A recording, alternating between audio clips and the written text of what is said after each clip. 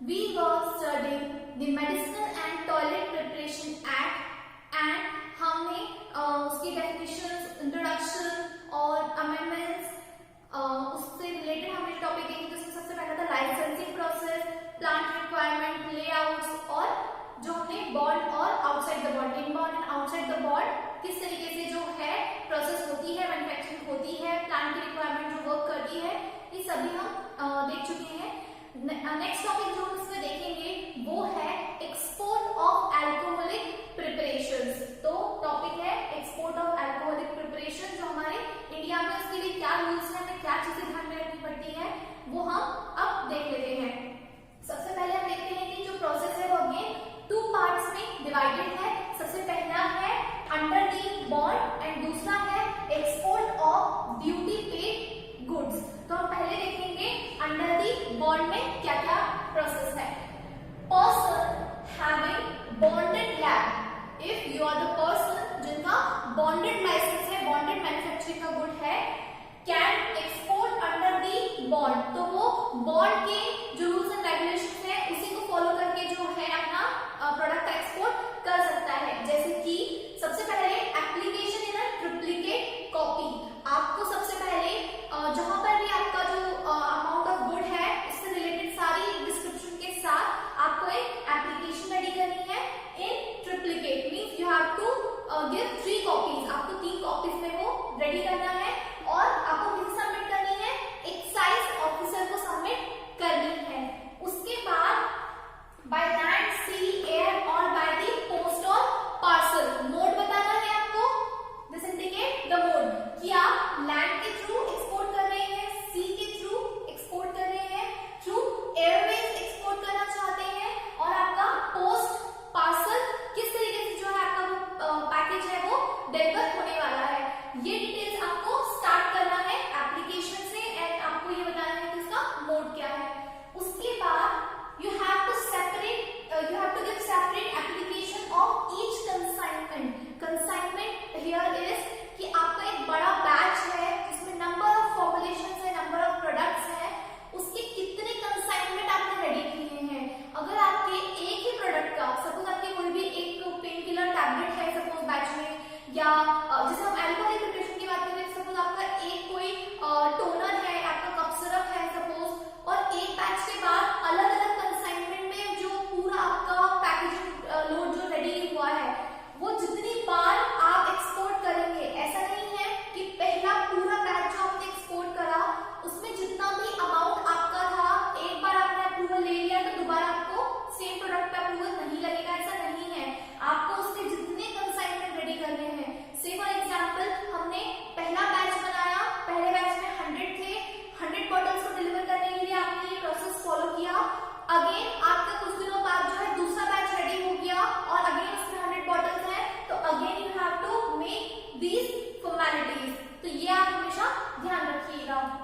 उसके बाद export packaging requirement, कि उस पैकेजिंग की जो एक सिंपल पैकेजिंग नहीं है, बिकॉज उसमें जो है आपका नार्कोटिक ड्रग या अल्कोहलिक प्रिपरेशन इंक्लूडेड है, तो उसकी पैकेजिंग रिक्वायरमेंट भी अलग से होती है। सबसे पहले आपको जो नॉर्मल पैकेजिंग की रिक्वायरमेंट है, जैसे सीरियल नंबर है, ओनर का नाम आपको बताना है, total quantity but of alcohol specially. Total quantity हम बताते तो हैं कि हमारा प्रोडक्ट ये चीज है और उसका इतना अमाउंट उसमें है, लेकिन स्पेशली आपको मेंशन करना है कि अल्कोहल का परसेंटेज आपके बैच में, आपके बैच के प्रोडक्ट में कितना यूज हुआ है। उसके बाद आपको बताना है address of the consignee, means आपकी कंपनी फर्म का एड्रेस आप बता सकते हैं, प्लस कंसाइनी इज लाइक कि आपको जहां पर एक्सपोर्ट करना है आपके एड्रेस से लेकर जहां तक एक्सपोर्ट होने वाला हो वो दोनों एड्रेस। फिर ग्रॉस वेट, आपको एग्जैक्ट रेट बताना है कि टोटल फॉर्मुलेशन का जो ग्रॉस वेट है वो कितना आया है, and then description of the good, means अगर वो एक्सटर्नल प्रिपरेशन है, इंटरनल प्रिपरेशन है, किस टाइप की प्रिपरेशन है, उसका क्या यूज है, तो आपको उसमें क्या क्या इन्वॉल्व है, सब चीजों के डिस्क्रिप्शन के साथ उसकी जितनी भी इंडिकेशंस वगैरह दी रहती है वो सारी चीजें भी इसमें इन्वॉल्व करनी है। उसके बाद आप देखिए each package sealed by the officer after the checking, जब वो चेक कर लेंगे, अश्योर हो जाएंगे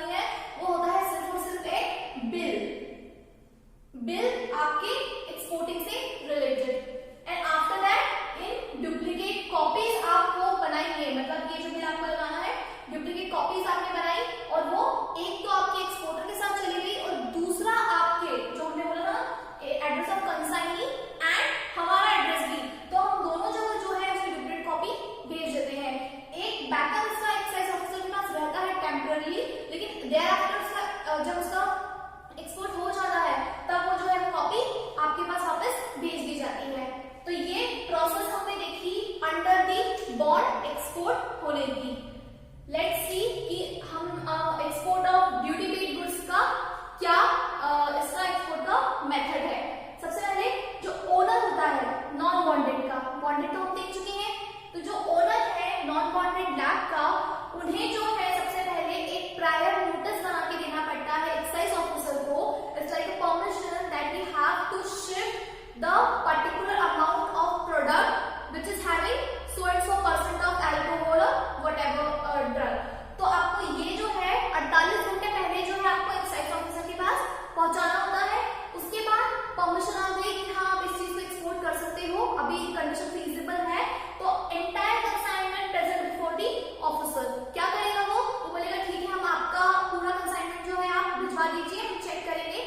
तो आप या तो आप ऑफिसर को प्लांट के पास बुला लीजिए या फिर जहां से एक्सपोर्ट होने वाला हो वहीं पर आप ऑफिसर को बुला लीजिए, तो वो आपका जो है कंसाइनमेंट चेक कर देते हैं।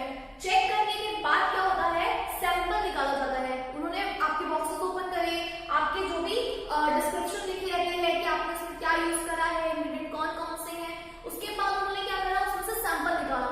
जैसे मान लो 10 प्रोडक्ट के आपने बैचेस बना के रखी हुई है, तो ये पहले कंसाइनमेंट में से उन्होंने हर एक में से एक सैंपल उन्होंने विड्रॉ कर लिया।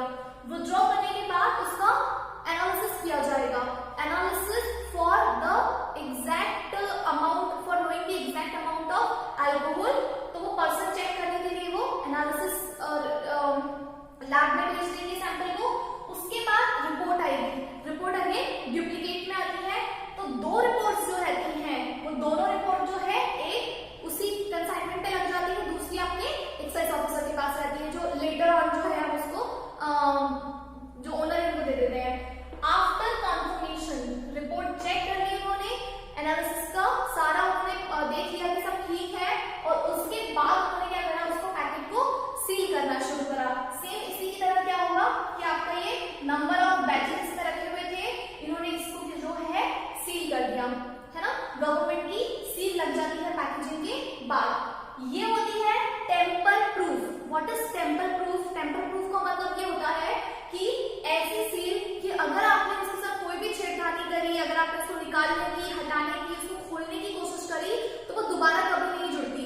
और जो भी उसे देखेगा खुला हुआ है, टूटा हुआ, तो उसे ये अंदाजा लग जाएगा कि इस बॉटल के, इस पैकेट के साथ जो है किसी ने कुछ छेड़छाड़ करी है। उससे हमें ये कंफर्म हो जाता है कि ये जो प्रोडक्ट है ये फिर से चेकिंग के लिए जाएगा। ये टेम्पर प्रूफ का मतलब ये है कि इस तरीके की पैकेजिंग करना कि अगर कोई उसके साथ कोई भी तरीके का डिस्टर्बेंस क्रिएट करे तो आपको इजीली पता चल जाए। आप उसकी पैकेजिंग ओपन या किसी भी तरीके का उसको डैमेज देखें तो आपको पता चल जाए कि इसे अभी यूज नहीं करना है, ये अगेन चेकिंग के लिए जाएगा, और जब वापस इसकी स्ट्रेंथ और बाकी सब चीजें अप्रूव हो जाएगी तो अगेन फिर ये आप इसको आगे एक्सपोर्ट के बाद यूज कर सकते हैं। तो ये सील पैकेजिंग के बाद टेम्पर एविडेंट उसका देख लेते हैं हम कि वो टेम्पर एविडेंट है या नहीं, और अगर ये बॉक्स बिल्कुल ठीक है देन ये एक्सपोर्ट